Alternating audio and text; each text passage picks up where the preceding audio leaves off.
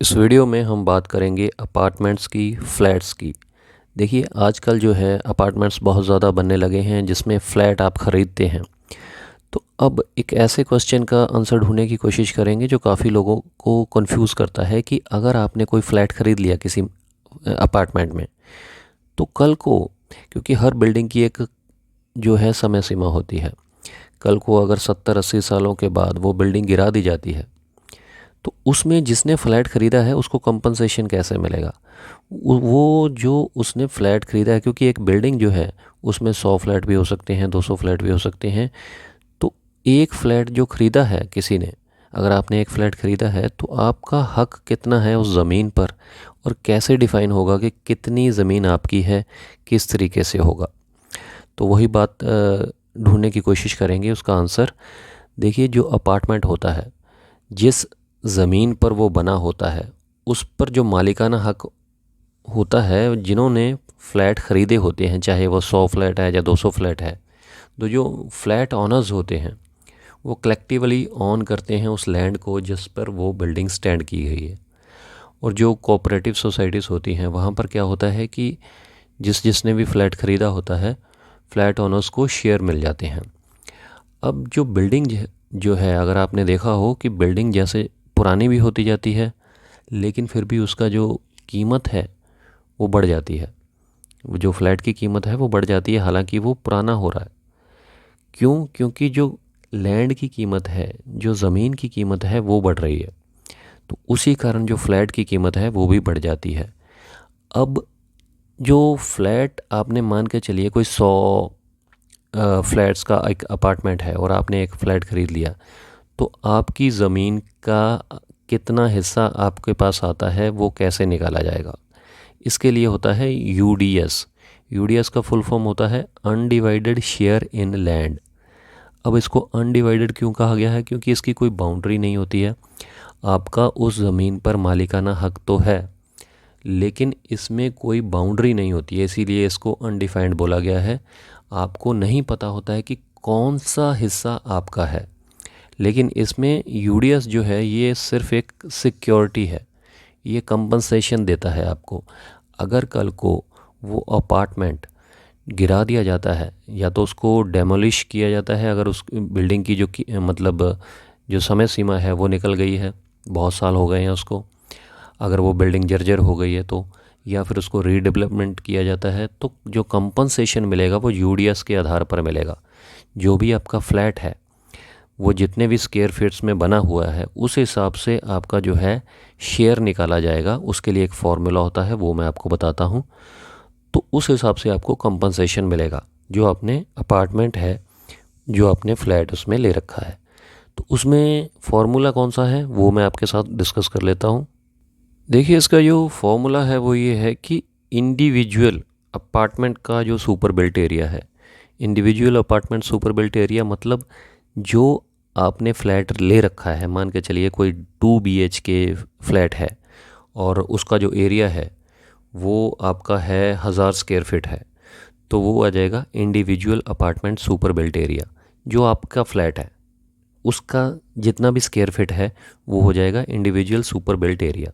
ठीक है, divided by sum of all apartment super built area, कि जितने भी अपार्टमेंट में जितने भी फ्लैट हैं वो चाहे 2 BHK के हैं या कुछ 3 BHK के हैं, जो वो उन सब का जो एरिया है जितना भी स्क्वायर फीट है उससे डिवाइड कर दिया जाएगा और मल्टीप्लाई किससे कर दिया जाएगा, जो उस अपार्टमेंट जो बिल्डिंग बनी हुई है उसका जितना भी टोटल लैंड एरिया है जिस पर अपार्टमेंट बना हुआ है, या आगे जितनी भी जगह छूटी हुई है, जो वो अपार्टमेंट की लैंड है उससे उसको डिवाइड कर दिया जाएगा। तब आपका जो है वो यूडीएस जो है वो अनडिवाइडेड शेयर इन लैंड, आपका जो एक पर्टिकुलर आपका कितना शेयर है वो निकल कर आ जाएगा।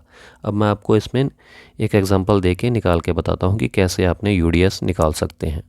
देखिए हिस्सा निकालने के लिए, शेयर निकालने के लिए, जैसे मैंने आपको फॉर्मूला बताया कि पहले तो इंडिविजुअल अपार्टमेंट आपका जो है सुपर बिल्ट एरिया, मतलब आपका कितना फ्लैट है, मान के चलिए 2 BHK का आपका फ्लैट है और उसकी जो जगह है वो है 1000 स्क्वायर फीट।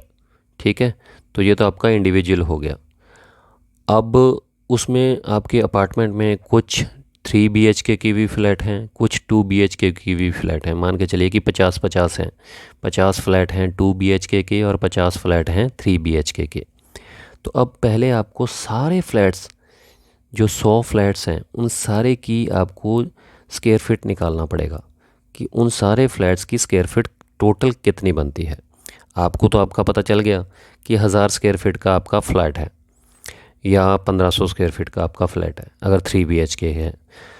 अब टोटल जितने भी फ्लैट हैं, टोटल 100 फ्लैट हैं, 50 2 BHK के और 50 3 BHK के। तो टोटल कितने फ्लैट हो गए अपार्टमेंट में? 100 फ्लैट। अब 100 फ्लैट कितनी जगह में बने हुए हैं वो देखना पड़ेगा कि उन 100 फ्लैट्स की अगर स्क्वायर फीट्स निकाला जाए तो 100 फ्लैट्स के स्क्वायर फीट कितने बनते हैं। उसके लिए एक सिंपल तरीका है। कितने फ्लैट हैं जी? 50। तो ये 50 और एक फ्लैट कितने का है? 1000 स्क्वायर फीट का।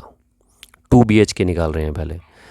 और 3 BHK में कितने हैं? 50 फ्लैट, 50 और इनकी जो जगह है वो एक फ़्लैट की 1500 स्क्वायर फीट है, तो 1500। 2 BHK का एक फ़्लैट 1000 स्क्वायर फीट का है, 3 BHK का 1500 का है। तो 50 इंटू 1000 50,000 और 50 इंटू 1500 75,000। अब इन दोनों को प्लस कर देंगे तो 1,25,000 स्क्वायर फीट आ गई जो है। ये सम ऑफ ऑल फ्लैट्स है। तो ये स्क्वायर फीट किसका निकल के आ गया है? Sum of all apartment super built area, कि जितने भी अपार्टमेंट में जितने भी फ्लैट हैं उनका जो सुपर बिल्ट एरिया है, टोटल एरिया है फ्लैट्स का, वो कितना है? 1,25,000 स्क्वायर फीट। अब आप यहाँ पर अपने ज़मीन की कीमत, मतलब ज़मीन का शेयर निकाल सकते हैं कि आपको कल को अगर कंपनसेशन लेना है तो आपको कितनी ज़मीन मिलेगी उस ज़मीन में जिसमें अपार्टमेंट बना हुआ है, जिसमें सारे फ्लैट्स बने हुए हैं, जिसमें आपका भी एक फ़्लैट है। अगर डेमोलिश कर दिया जाए, मान के चलिए अगर उस ज़मीन को बेचा जाए तो आपको कितनी ज़मीन का हिस्सा मिलेगा, तो वो अब निकल कर आ जाएगा। 1,25,000 स्क्वायर फुट है सारी, जो फ्लैट्स की स्क्वायर फीट्स हैं वो सारे 1,25,000 जो है स्क्वायर फीट है। अब मान के चलते हैं कि टोटल जो लैंड है जिस पर वो अपार्टमेंट बना हुआ है वो है 1,00,000 स्क्वायर फुट। तो 1,00,000 स्क्वायर फीट है टोटल लैंड, और जो फ्लैट्स बने हुए हैं उनकी अगर जगह निकाली जाए तो 1,25,000 स्क्वायर फीट है। और आपका जो फ्लैट है वो है 1000 स्क्वायर फीट में या फिर 1500 स्क्वायर फीट में अगर 3 BHK है। तो ये दोनों का ही हिस्सा मैं आपको निकाल के बताऊंगा कि कैसे निकालना है। अब ध्यान दीजिएगा, 1,25,000 सारे फ्लैट्स की स्क्वायर फीट है, आपका है 1000 स्क्वायर फीट, और टोटल लैंड कितनी है जिस पर वो जिस जो जगह है जिस पर वो अपार्टमेंट बना हुआ है वो मान के चलते हैं कि 1,00,000 स्क्वायर फीट है, 1,00,000 स्क्वायर फीट। तो अब इसका फॉर्मूला लगाते हैं तो आपको समझ में आ जाएगा। देखिए, अब यही फार्मूला फिट करते हैं। अगर आपका 2 BHK का फ्लैट है तो 2 BHK की फ़्लैट की हमने कितने स्क्वायर फीट का है? अब हमारा 2 BHK 1000 स्क्वायर फीट का है। 1000 स्क्वायर फीट का हमारा फ्लैट है। 1,25,000 हमने निकाला था सारे फ्लैट्स की जो स्क्वायर फीट है, तो इससे डिवाइड कर देंगे 1000 को। 1,25,000 को किससे डिवाइड करेंगे? 1000 स्क्वायर फीट से, और इसको मल्टीप्लाई कर देंगे जो टोटल लैंड है अपार्टमेंट की 1,00,000 स्क्वायर फीट। तो आपका जो हिस्सा है वो निकल कर आ जाएगा 800 स्क्वायर फीट। 800 स्क्वायर फीट के आप मालिक हैं। अगर वो जो अपार्टमेंट है कल को डेमोलिश किया जाता है, कल को उसको तोड़ फोड़ के उसको बेचा जाता है या रीडेवलपमेंट किया जाता है किसी भी तरीके से, अगर डेमोलिश होके कंपनसेशन देना हो आपको, तो आप ये समझ लीजिए कि इस तरीके से आप कितने के मालिक हैं, कितने ज़मीन के मालिक हैं? 800 स्क्वायर फीट के मालिक हैं अगर आपने 2 BHK का फ्लैट लिया है 1000 स्क्वायर फीट का। तो आपको 800 स्क्वायर फीट की जो है मालिकाना हक मिलेगा, उस हिसाब से आपको कंपनसेशन मिलेगा। अगर कल को वो ज़मीन बेची जाती है, अपार्टमेंट बेच दिया जाता है, तोड़ फोड़ दिया जाता है, तो आपको कंपनसेशन मिलेगा। जो पैसे मिलेंगे आपको वो 800 स्क्वायर फीट के हिसाब से मिलेंगे, मतलब 800 स्क्वायर फुट जगह के, लैंड के आप जो हैं मालिक हैं वहाँ पर। क्लियर हो गया आपको? अगर मान के चलिए 3 BHK के फ्लैट के आपने लिया हुआ है तो 3 BHK के फ्लैट की हमने स्क्वायर फीट कितनी निकाली थी? 1500 स्क्वायर फीट। 2 BHK के है 1000 स्क्वायर फीट, 3 BHK का है 1500 स्क्वायर फीट। टोटल जो फ्लैट्स की स्क्वायर फीट है वो उतनी ही है, 1,25,000 स्क्वायर फीट। इससे डिवाइड कर दिया जाएगा और टोटल लैंड जो है अपार्टमेंट की वो 1,00,000 स्क्वायर फीट है। तो इसमें निकल कर आ जाएगा आपका 1200 स्क्वायर फीट। अगर आपने 3 BHK का उसी अपार्टमेंट में फ़्लैट लिया हुआ है तो उसमें आपको 1200 स्क्वायर फीट की आपकी लैंड की आपका मालिकाना हक है, उस हिसाब से आपको कंपनसेशन मिलेगा। तो इस तरीके से आपका जो है जगह का मालिकाना हक आप निकाल सकते हैं। इसको बोला जाता है UDS, मतलब अनडिफाइंड शेयर इन लैंड। तो जब भी आप अपार्टमेंट में फ़्लैट लेते हैं, सबसे पहले ध्यान देने वाली बात ये होती है, हालांकि काफ़ी लोग ध्यान देते नहीं हैं, कुछ लोगों को पता नहीं होता है कि जो सेल एग्रीमेंट होता है उसमें UDS आपको कितना मिल रहा है जो आप फ्लैट ख़रीद रहे हैं। तो UDS हमेशा ध्यान रखें, और जितना आपको बोला गया है, जो बिल्डर आपको बोलते हैं और जितना मेंशन किया गया है आपके सेल एग्रीमेंट में, वो ध्यान से देख लीजिए कि UDS वाकई में उतना है, लिखा गया है या नहीं लिखा गया है। तो UDS का हमेशा ध्यान रखें, क्योंकि कल को जो कंपनसेशन मिलेगा, जो मालिकाना हक आपको मिलेगा, वो UDS में ही मिलेगा। तो उम्मीद करता हूँ आपको क्लियर हो गया होगा। ये कंसेप्ट बिल्कुल सिंपल तरीके से मैंने समझाने की कोशिश की है आपको, अच्छे तरीके से।